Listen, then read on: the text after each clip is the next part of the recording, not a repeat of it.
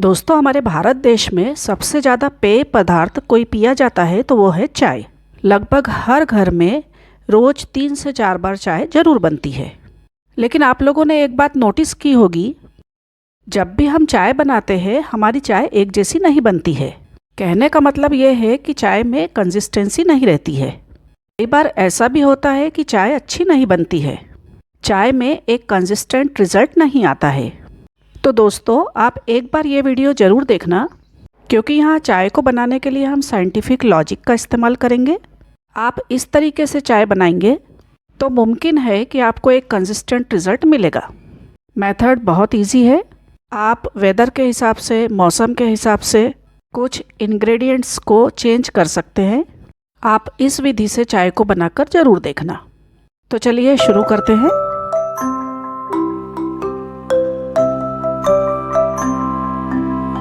सबसे पहला काम जो हमें करना है, यदि हमने दूध फ्रिज में रखा है तो उसे हमें निकाल कर बाहर रख देना है। जो भी दूध हमारे पास अवेलेबल है हम उस दूध का इस्तेमाल कर सकते हैं। लेकिन ध्यान देने वाली बात यह है कि दूध जो है वो नॉर्मल टेम्परेचर पे होना चाहिए। यहाँ मैंने 2 कप चाय बनाने के लिए 1.5 कप दूध का इस्तेमाल किया है। दूध को बाहर निकाल कर रखने का दूसरा सीक्रेट जो है वो हम चाय बनाने के समय देखेंगे। अब चाय बनाने के लिए दूसरा इम्पॉर्टेंट पॉइंट है चाय का फ्लेवर। चाय में फ्लेवर देने के लिए यहाँ मैंने 2 इलायची और 2 अदरक के पीसेस लिए हैं। इन्हें हमें खलबत्ते में कूट लेना है। अदरक को हम किसनी में घिसकर बिल्कुल नहीं डालेंगे, नहीं तो उससे चाय कड़वी हो सकती है।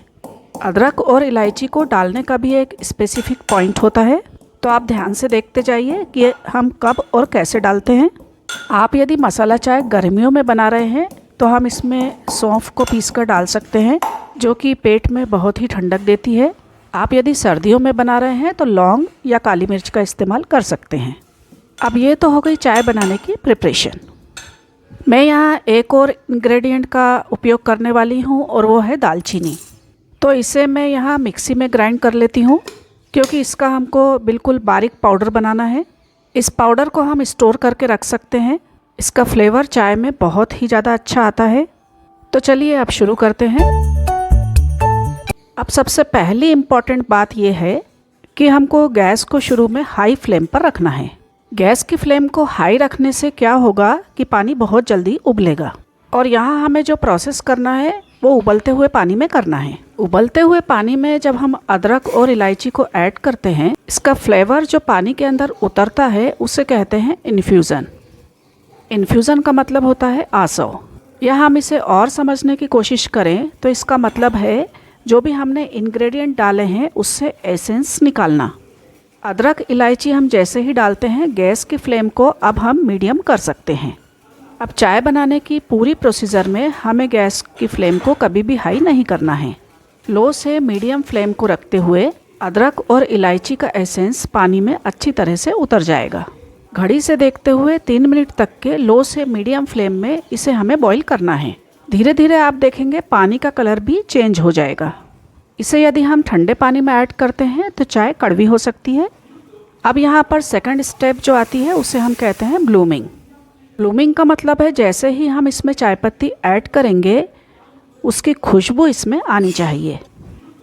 देखिए, जैसे ही हम यहाँ चाय पत्ती को ऐड करते हैं इसमें शॉक जैसा लगता है और पानी एकदम से ऊपर आता है और चाय पत्ती अपना कलर और फ्लेवर इसमें छोड़ने लगती है।